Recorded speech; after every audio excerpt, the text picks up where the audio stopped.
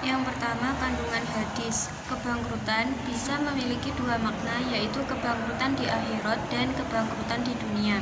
Kebangkrutan di akhirat dikarenakan seseorang tidak membawa pahala karena tidak melakukan segala kewajiban dan kebaikan di masa hidupnya di dunia. Sedangkan kebangkrutan di dunia yang berkaitan dengan bahasan kali ini adalah tentang kebangkrutan dalam suatu usaha. Para ahli fikih menyebutkan bahwa bangkrut menurut Islam adalah orang jumlah hutangnya melebihi jumlah harta yang dimilikinya.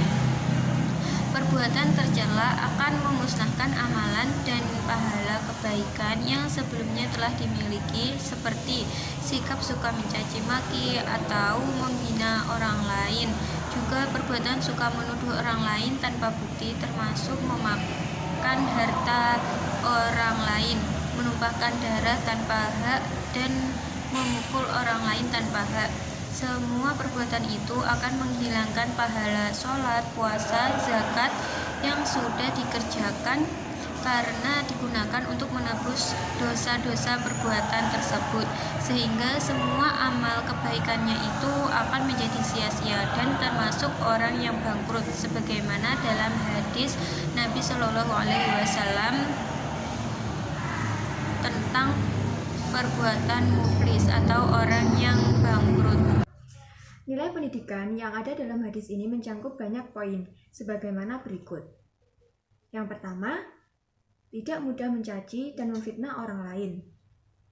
Mencaci apalagi memfitnah merupakan perbuatan yang sangat tercela. Dalam kehidupan sekarang, banyak orang yang melakukannya sehingga terjadi banyak konflik antara satu orang dengan orang lain atau antara satu kelompok dengan kelompok lainnya. Yang kedua, tidak memakan harta orang lain. Meskipun mencari harta merupakan sesuatu yang diperintahkan oleh Allah Subhanahu wa Ta'ala, sehingga memiliki keutamaan yang sangat tinggi dan mulia, namun mencarinya tetap tidak boleh sampai menghalalkan segala cara, baik dengan menipu, apalagi dengan mengambil harta milik orang lain. Dan yang sangat tragis adalah bila ia berusaha mendapatkan legalitas hukum untuk menghalalkan apa yang bukan miliknya itu, baik melalui notaris maupun hakim yang bisa disogok. Inilah yang oleh Rasulullah SAW dikelompokkan sebagai orang yang bangkrut. Yang ketiga, tidak menganiaya dan membunuh sama manusia. Sesama manusia sebenarnya kita ini bersaudara, yang membuat kita harus saling menyayangi dan menghormati, bahkan saling melindungi bila ada pihak lain yang mengganggunya. Karena itu, jangan sampai seseorang menganiaya orang lain, apalagi sampai membunuhnya tanpa alasan yang bisa dibenarkan. C. Dalam konteks di era modern saat ini. Di zaman modern saat ini, dengan adanya sosial media dan internet, seseorang dengan mudah berbicara dan menyampaikan pendapatnya. Di sosial media lebih mudah menyampaikan aspirasi dan pendapat.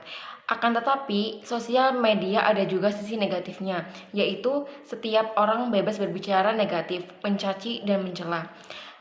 Pertama, bangkrut akibat lisan yang buruk di sosial media. Hendaknya kita berhati-hati menjaga lisan kita di dunia nyata dan menjaga tulisan serta komentar kita di dunia maya, karena tulisan ini kedudukannya sama dengan ucapan lisan.